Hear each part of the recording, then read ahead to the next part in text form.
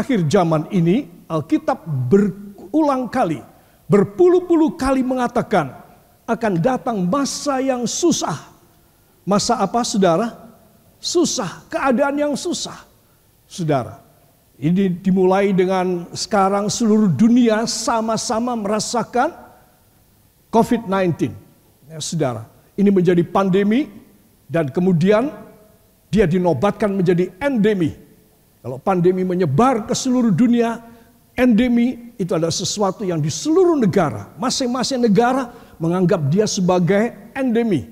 Ya, saudara, seperti sakit flu itu sudah biasa di semua negara, orang sakit flu sudah biasa. Nah, ini dinamakan sebagai new normal, di mana orang harus hidup berdampingan dengan kesusahan. Ya, COVID-19 itu adalah artinya kesusahan, penderitaan, kematian, menjelang kematian, saudara. Nah, itu sebab apa antisipasi keadaan kita? Antisipasi kesusahan yang akan kita alami. Saudara, dunia semakin hari bukan semakin baik, tetapi semakin hari semakin tidak baik. Saudari, bagi penghuninya, bagi kita yang menghuni. Itu sebab para kekasih, segera kita akan melihat di dalam kitab suci apa yang menjadi kehendak Tuhan supaya saya dan Anda bisa menempatkan diri kita sehingga kita bisa mengantisipasi, kita bisa mengalahkan, saudara, kesusahan di akhir zaman. Saudara, kalau kita membuka dalam kitab Wahyu, semakin jelas kesusahannya. Saudara, saya ingin menyampaikan kitab Wahyu, tetapi kelihatannya saya belum mendapat green light dari Tuhan. Itu banyak kesusahan sekali di sana. Tetapi saudara, saya perlu membawa kepada saudara sesuatu pertanyaan yang besar. Gimana sekarang ini, jangankan besok, sekarang ini gimana kita mengantisipasi? Ya, saudara. Nah, inilah yang akan kita periksa bersama dari sebuah ayat. Lebih dahulu dari 1 Tesalonika pasal yang ketiga, ayat yang ketiga. 1 Tesalonika pasal 3, ayat yang ketiga, para kekasih. 1, 2. Supaya jangan ada orang yang goyang imannya karena kesusahan-kesusahan ini. Kamu sendiri tahu bahwa kita ditentukan untuk itu. Amin. Jadi saudara, semua keadaan gonjang-ganjing di dalam dunia ini memang ditentukan bagi mereka yang masih hidup. Seperti saya dan Anda, seperti anak cucu kita, besoknya kita yang belum meninggal, kita memang ditentukan untuk mengalami kesusahan. Jadi saudara jangan kaget kalau mengalami sesuatu kesusahan. Ya saudara, supaya jangan ada orang yang goyang imannya. Berarti apa? Berarti kesusahan ini adalah penguji iman. Katakan, kesusahan adalah penguji iman saya. Saudara, nah ini konkretnya, ini kesimpulannya. Jadi kalau seseorang dia mempunyai iman yang mudah goyah, ya saudara, maka dia tidak bisa bertahan di akhir zaman. Saudara, itu sebab kita harus kuat imannya. Ini adalah kunci bagaimana kita bisa bertahan. Sebab memang Tuhan sudah menentukan pada hari-hari akhir ini begitu banyak kesusahan yang akan melanda seluruh umat manusia. Saudara, itu sebab anak-anak Tuhan perhatikan ya. Di sini kita melihat bahwa peringatan supaya jangan ada orang yang goyang imannya karena kesusahan-kesusahan. Memang Rasul Paulus menulis kepada jemaat di Tesalonika melalui Timotius. Ya, kalau saudara membaca judulnya pasal 3 ini, kabar baik yang dibawa oleh Timotius. Jadi Timotius membawa surat kepada Tesalonika ini dari Rasul Paulus, saudara. Supaya apa? Supaya Tesalonika kuat, tidak goyah imannya. Supaya mereka boleh bertahan di dalam kesusahan-kesusahan. Saudara, nah disinilah anak-anak Tuhan diberi kesempatan untuk keluar dari kesusahan dan mengambil keuntungan daripada semua keadaan di dunia ini, supaya anak-anak Tuhan diberkati dengan luar biasa dan menyalurkannya. Ya, saudara. Jadi skenarionya saya tidak akan khotbahkan karena terlalu panjang. Saya hanya fokus pada bagaimana mengantisipasi kesusahan. Kalau pada masa kesusahan saudara survive, saudara menerima pertolongan mujizat Tuhan, saudara diberkati luar biasa, saudara berkelimpahan, semua yang saudara kerjakan adalah semuanya serba luar biasa, saudara diminta oleh Tuhan menjadi kesaksian di akhir zaman. Itu sebabnya kenapa saudara dan saya harus kuat iman, harus keluar dari kesusahan. Karena kita akan diberkati oleh Tuhan, dipakai oleh Tuhan untuk menjadi saluran berkat, saluran kesaksian. Supaya orang-orang pada percaya kepada Tuhan. Kalau saya dan Anda ikut serta di dalam penderitaan akhir zaman, kita tidak bisa menjadi kesaksian. Tapi kalau kita keluar dari penderitaan akhir zaman, ya saudara, maka kita akan dipakai oleh Tuhan, diberkati oleh Tuhan, dibiayai oleh Allah. Supaya apa? Menjadi kesaksian. Supaya pada sisa hari yang tinggal sedikit sebelum kiamat, sebelum Tuhan datang di angkasa, saudara, masih ada waktu sedikit. Ini kita bicara akhir zaman ya, kita bicara kesusahan akhir zaman. Saudara dipakai oleh Tuhan, saudara survive, saudara diberkati. Nah, di sini saudara harus menjadi kesaksian. Ini waktunya tidak lama. Sebelum Tuhan datang untuk membawa kita masuk dalam kerajaannya.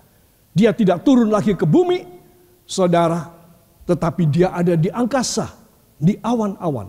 Dan kita semua akan dibawa naik untuk ketemu dengan dia. Katakan, itu luar biasa. Nah, saudara-saudara, dari apa yang Rasul Paulus katakan pada jemaat di Tesalonika melalui Timotius ini, saya dan saudara bisa mengerti kenapa ya kita harus mengalami itu semuanya. Coba perhatikan ayat ini. Ya, sekali lagi kita akan baca. 1, 2. Supaya jangan ada orang yang goyang imannya karena kesusahan-kesusahan ini. Kamu sendiri tahu bahwa kita ditentukan untuk itu. Ya saudara, siapa yang menentukan? Tuhan. Apakah Tuhan jahat? Saudara, tidak boleh kita punya pikiran demikian. Kita ditentukan, segala ketentuan Tuhan adalah baik. Amin. Baik. Walaupun saya menangisinya, saudara menangisinya. Tapi kita tidak boleh kecewa, kita tidak boleh menyesal, kita tidak boleh protes. Karena memang Tuhan sudah menentukan. Katakan, bila Tuhan menentukan, maka saya harus mentaatinya. Amin. Nah, kita berarti harus apa? Imannya harus kuat. Supaya kita tidak goyang ketika kita mengalaminya. Itu sebab Tuhan mengajar, untuk pertama kalinya Tuhan mengajar. Ketika murid-murid meminta kepada Tuhan Yesus, gurunya yang baru dikenal. Murid-murid berkata, Tuhan tolong ajari kami berdoa. Seperti Rasul Yohanes, seperti Yohanes Pembaptis mengajari pengikut-pengikutnya untuk berdoa. Lalu Tuhan mengajari dalam doa Bapa kami. Ya, salah satu klausul daripada doa Bapa kami, dan lepaskanlah kami daripada yang jahat. Jadi Tuhan mengajar supaya kita selalu imannya harus kuat, tidak goyah, dan berdoa. Berdoa itu berarti kita mempersembahkan hidup kita seluruhnya ke dalam tangan Tuhan. Jangan tanggung ketika saya susah, saudara susah baru datang sama Tuhan. Saudara, itu tanggung sekali. Tuhan milih menjawab orang yang tidak susah tetapi dekat kepada Tuhan. Sehingga ketika dia susah, Tuhan selalu sudah memberikan pertolongan, berlangganan memberikan pertolongan kepada orang yang abonemen kemurahan Tuhan ini. Amin. Jadi saudara dan saya menjadi anak Tuhan tidak boleh berdoa, tidak boleh ketika kita susah. Ya, kalau kita hanya berdoa, orang Kristen hanya berdoa karena susah, sama Tuhan dikasih susah terus supaya berdoa terus. Itu sebab Anda dan saya harus tahu, ya, supaya jangan ada orang yang goyang imannya karena kesusahan-kesusahan. Para kekasih, bila saudara melihat orang yang memanjat ini, ya, sepertinya dia sedang mencari, dia sedang berjuang, berusaha. Ya saudara, nah pelajaran yang pertama bagi dia dan bagi kita, jangan goyang iman karena kesusahan. Saudara, memang ketika orang diberkati luar biasa, imannya juga bisa goyang. Dia bisa meninggalkan Tuhan. Dan dia merasa tidak perlu berdoa lagi. Saudara, itu orang diberkati luar biasa, mujizat terjadi kepada mereka. Entah mereka mundur dari Tuhan. Saudara. Nah, di sini kita melihat jangan goyang karena apapun, termasuk karena kesusahan. Kedua, harus menerima ketentuan dari Tuhan. Katakan, saya harus menerima ketentuan dari Tuhan. Walau bersifat susah. Amin. Nah, di situ Tuhan melihat hati kita. Kalau Tuhan melihat dan menilai hati kita, waktu senang kita tetap setia, waktu susah kita juga tetap setia. Bagi orang ini, bagi kita no problem, tidak ada masalah. Tidak ada masalah yang gede bagi orang ini. Karena dia selalu ada di dalam Tuhan Yesus. Amin. Dan dia selalu akan menerima pertolongan dari Tuhan yang luar biasa. Para kekasih, di sini saya ingin menunjukkan pada saudara murka Allah yang mendatang. Ya saudara, mungkin saudara berkata, wah saya tidak mau ngalamin ini. Berdoa dong, ya. Nah, murka itu ya ada 3 bagian besar dalam kitab Wahyu. 7 meterai dibuka. Ya, Wahyu pasal 6 ayat 1 sampai 8, pasal 6 ayat 1 sampai pasal 8 ayat yang ke-6. Kedua, 7 nafiri trompet ditiup. Wahyu 8 ayat 7 sampai 11 ayat 9. Dan yang ketiga, 7 cawan dituang, 7 bokor dituang. Isinya tiap bokor adalah murka Allah. Katakan murka Allah. Jadi isinya bukan berkat, bukan Roh Kudus, tapi murka. Saudara, 7. Ada 7. Saudara bisa bayangkan, saya tidak bisa bayangkan. Kayak apa dunia kita dan penduduk manusia di dunia ketika 7 bokor itu satu demi satu dituang isinya. Saudara, mengerikan kan? Nah, jadi ini yang akan datang. Berbahagialah mereka yang sudah pulang ke rumah Bapa lebih dahulu. Amin. Itu sebab saudara dan saya harus sudah menyiapkan kapan kita dibawa pulang ke rumah Bapa, atau kita ditentukan untuk menanti kedatangannya Dia hidup-hidupan. Tetapi saya yakinkan saudara, siapapun yang sungguh-sungguh kepada Tuhan akan dihindarkan dari 21 macam bencana yang dahsyat yang akan terjadi di muka bumi. Yang percaya beri tepuk tangan bagi dia. Haleluya. Para kekasih, masih mau keras kepala? Ya, saudara tahu bahasa ini? Keras kepala. Apakah masih mau keras kepala? Banyak orang Kristen yang keras kepala dan tidak mau menundukkan dirinya kepada kehendak Tuhan, tidak mau setia kepada Tuhan. Ya saudara, dia pikir kalau aku mau mati baru aku dekat sama Tuhan. Kalau aku sudah sakit, nah aku baru dekat mencari Tuhan. Saudara, di dalam Alkitab, siapapun yang mencari Dia, Dia akan menemui. Tetapi bukan cuma keinginan Tuhan menemui orang-orang saja. Jangan lupa di dalam Alkitab juga disebutkan bahwa Allah mengeraskan hati orang. Waduh. Kenapa orang ini dikeraskan hatinya? Karena dia sombong. Ketika dia segar, ketika dia waras, ketika dia penuh dengan uang dan berkat Tuhan, dia sengaja tidak mau dekat sama Tuhan. Ini orang memang sombong. Jadi Tuhan berkata, aku memberikan belas kasihan kepada barang siapa aku mau kasih belas kasihan. Tapi aku mau mengeraskan hati barang siapa yang aku mau keraskan hatinya. Jangan lupa satu kebijakan Allah ini. Saya perlu mengingatkan. Jadi bukan berseru dalam nama Yesus kita selamat. Tok saja, tidak. Tetapi Tuhan mempunyai parameter yang lain untuk memberikan keselamatan pada seseorang.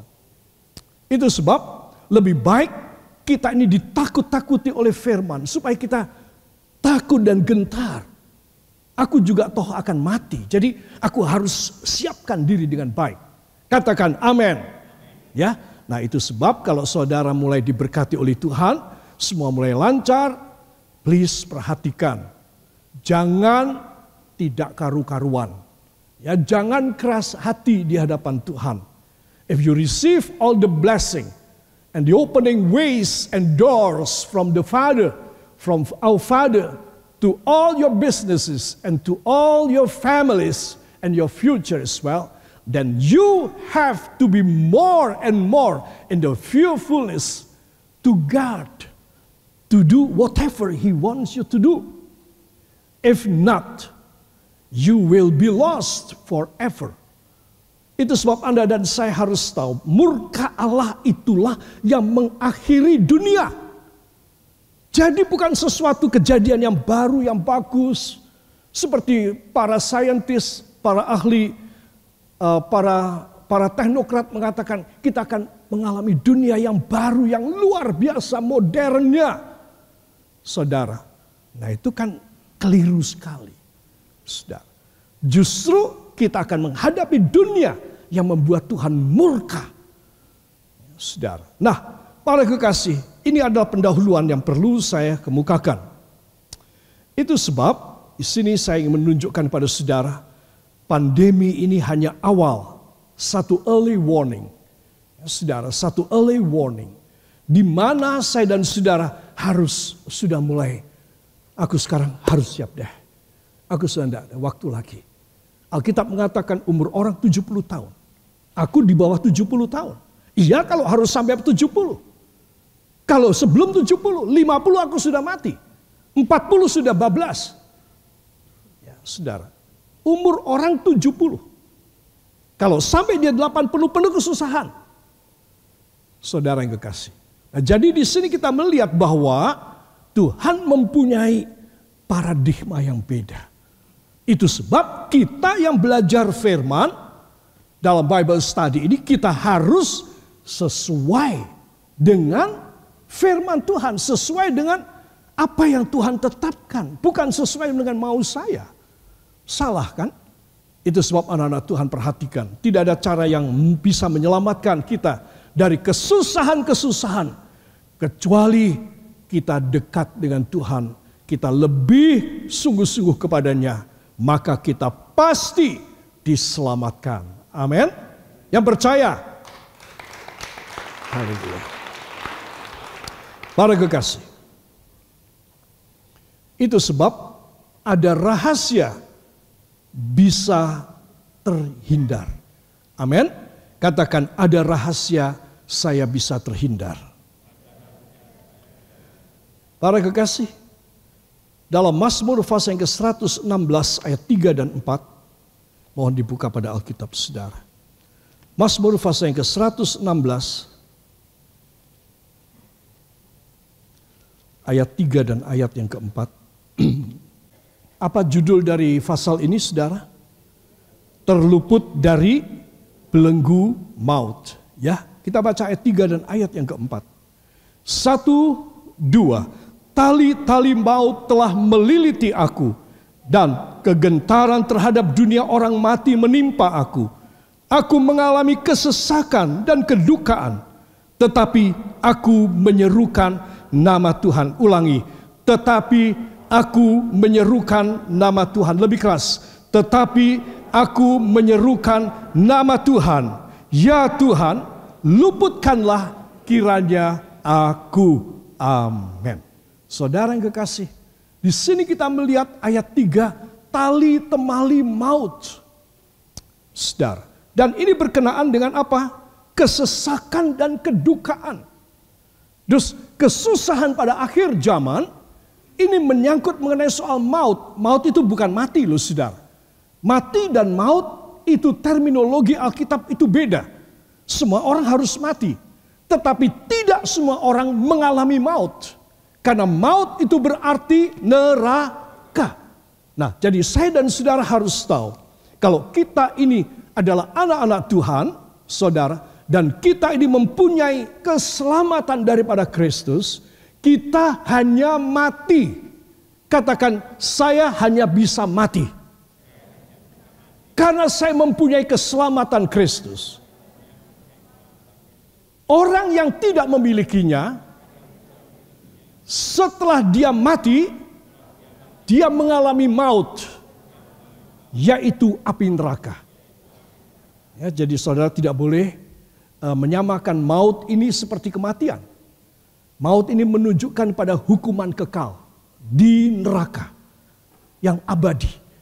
Tapi kalau mati, itu sudah ditentukan setiap orang untuk satu kali mati dan sesudah itu ada titik-titik penghukuman. Ya, jadi saya dan saudara harus tahu ya, bila jiwa kita kerdil, kita akan dililit tali-tali maut. Masih hidup sih, masih cari uang, masih senang-senang. Tapi tali-tali maut sudah mulai melilit dia. Saudara. Sehingga ketika dia mati, badannya mati, ya, saudara, dokter mengatakan dia sudah meninggal. Setelah sekian menit ditunggu, ya, saudara, tidak ada reaksi pada otak, maka dia diputuskan meninggal. Saudara. Nah, setelah itu, maka tali-tali maut akan menyeret seseorang untuk masuk ke dalam neraka. Ya, saudara. Jadi di sini kita tahu bahwa kalau saya dan saudara mulai dililit, belum diikat sih, baru dililit saja. Jangan ketawa kesenangan. Jangan merasa, oh enggak apa-apa ini, cuma benang aja kok. Saudara, karena itu adalah tali maut. Kalau saya dan saudara menyadari bahwa semua keinginan kita untuk dapat uang banyak, banyak teman, banyak jalan-jalan, banyak kesenangan, saudara, kita harus tahu dan kita bisa memikirkan dan kita bisa memilah. Ini bakal meliliti aku enggak dengan tali mautnya. Saudara, nah di sini kita melihat bahwa orang tidak nyadar. Kenapa saya tidak nyadar? Karena saya kurang mendengar firman. Saya kurang mengerti firman.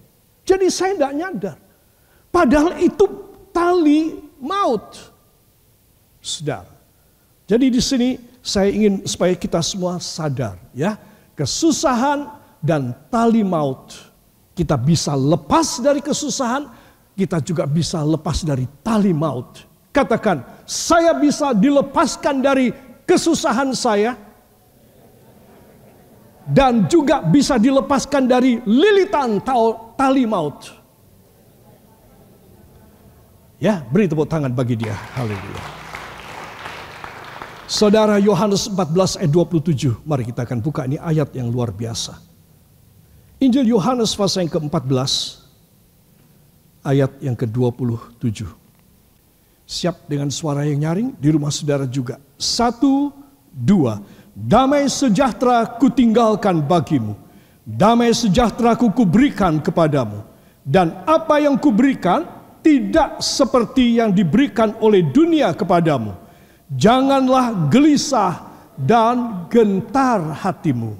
Janganlah gelisah dan gentar hati.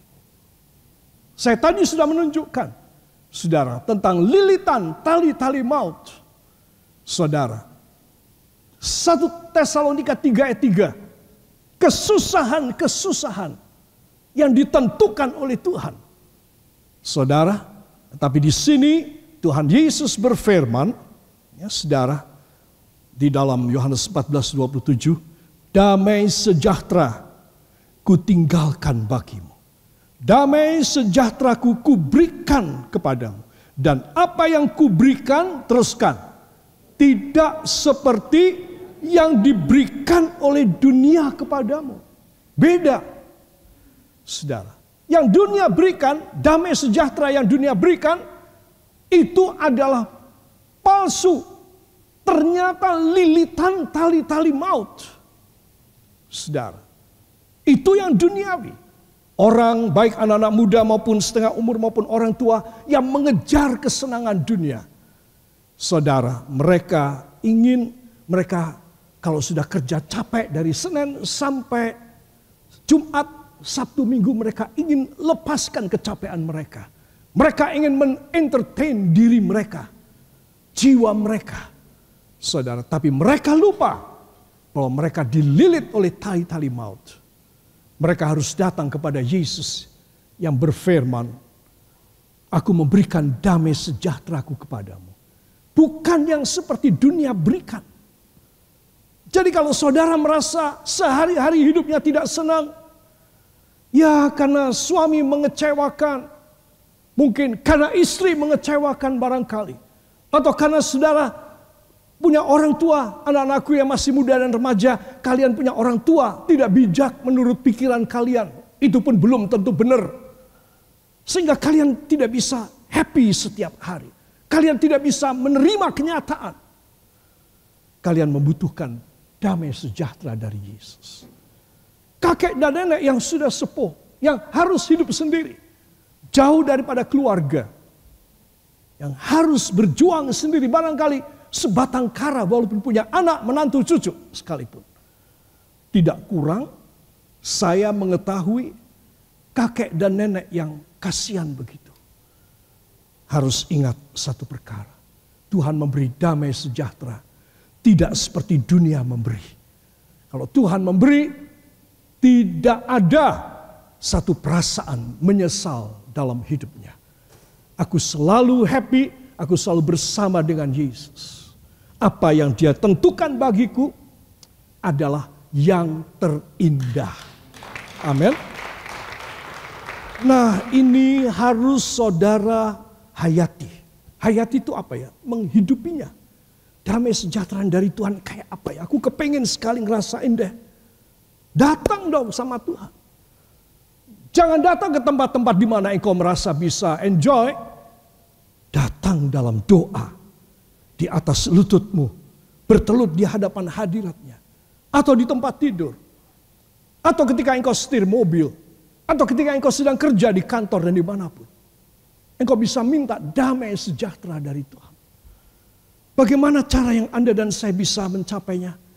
Cukup angkat dua tangan dan sembah Dia dan bicara dengan Dia. Cukup angkat tangan, saudara. Maka Tuhan akan turun dalam hidup saudara dan memberikan damai sejahtera yang berlimpah. Haleluya.